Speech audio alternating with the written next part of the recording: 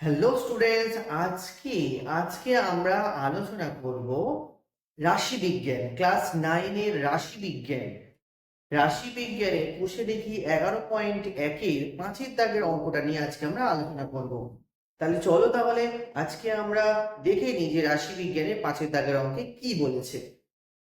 তো আজকে আমরা রাশিবিজ্ঞানের যে অঙ্কটা করব সেটা দেখে নাও একটুখানি।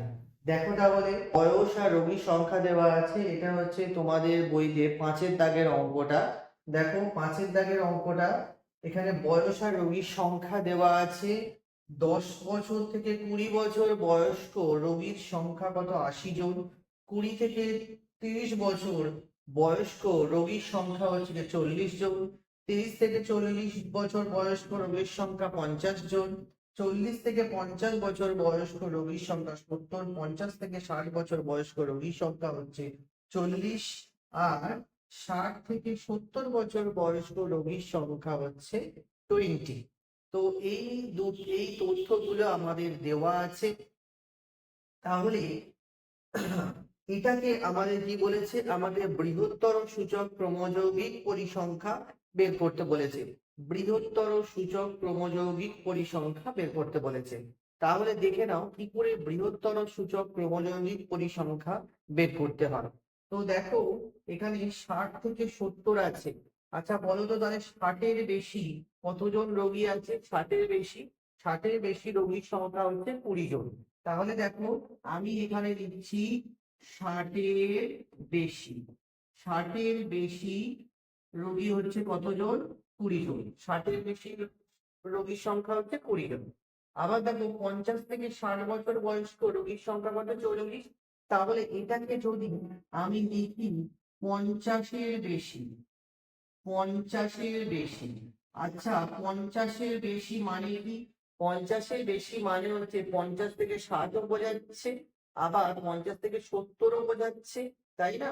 তার মানে আমি তাহলে হিসেবটা করবো কি, 50 থেকে 60 এবং 60 থেকে 70 জনের মধ্যে, 70 বছর বয়স্ক কতজন রোগী আছে সেটাকে আমরা বের করবো। তাহলে দেখো 50 থেকে 60 বছর বয়স্ক রোগীর সংখ্যা কত? 40। আর 60 থেকে 70 বছর বয়স্ক রোগীর সংখ্যা হচ্ছে 20। তাহলে টোটাল কত হলো? 40 প্লাস 20 কত হবে? 60। 60 জন। ঠিক আছে। তাহলে 50-এর বেশি, 50 বছর, তাহলে 50 বছর বেশি বয়স্ক রোগীর সংখ্যা তাহলে কত? 60 জন। এবারে আমরা করবো কি 40। 40-এর বেশি, 40-এর বেশি, 40 বছর বয়সে, 40 বছর বেশি, 40 বছর থেকে বেশি বয়স্ক রোগীর সংখ্যা কত হবে? তাহলে দেখো 70 যোগ 40 যোগ 20 অর্থাৎ 70 প্লাস টি, তাহলে কত হবে? 130, 130 জন। এবারে দেখো 30-এর বেশি, 30-এর বেশি কতজন আছে? 30-এর বেশি, 30-এর বেশি, 30 থেকে 40 হচ্ছে 50 জন আছে। আর 40-এর বেশি হচ্ছে 130 জন। দেখো আগে আমরা পেয়ে গেছি। তাহলে 130-এর সঙ্গে আমরা 50 যোগ করে দেবো। 130 প্লাস 50 ইকুয়াল টু কত হবে? 180 হয়ে গেল। ঠিক আছে। আবার দেখো এরপরে লিখবো 20-এর বেশি, 20-এর বেশি কত হবে? 180 প্লাস 40, 220, 220 জন। ঠিক আছে, 220 জন। 20-এর বেশি তাহলে কতজন? 220 জন আছে। আবার দেখো 10-এর বেশি কতজন? 10-এর বেশি, 10-এর বেশি তাহলে কতজন আছে? 80-র সঙ্গে আমি 220 যোগ করে দেবো। 220 প্লাস 80, তাহলে কতজন হবে? 300 জন। ঠিক আছে। এই ছিল আমাদের 5-এর দাগের অঙ্কটা। আশা করি বোঝা গেছে। তাহলে মোটামুটি আমরা 20 থেকে 60-এর বেশি মানে 20 জন আছে। 50-এর বেশি কত হবে? 40 যোগ 20। 40-এর বেশি 70 যোগ 40 যোগ 20।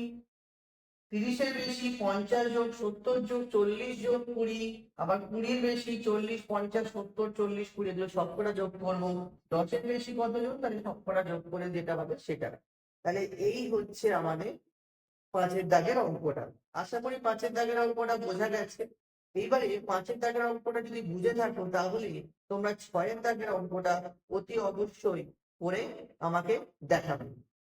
আজকের ভিডিওটা তাহলে আজকে এই পর্যন্তই। তোমরা আশা করি 5-এর দাগের অঙ্কটা তোমরা বুঝতে পেরেছো, এবং কতটা বুঝতে পেরেছো, কেমন লেগেছে সেটা একটু কমেন্ট সেকশনে অবশ্যই জানাবে। আর পরের ক্লাসের জন্য অবশ্যই সাবস্ক্রাইব করে রাখবে চ্যানেলটা। আমরা পরের দিন এর নেক্সট অঙ্কটাও আলোচনা করব। তাহলে ততক্ষণের জন্য তোমরা অঙ্কটা প্র্যাকটিস করতে থাকো।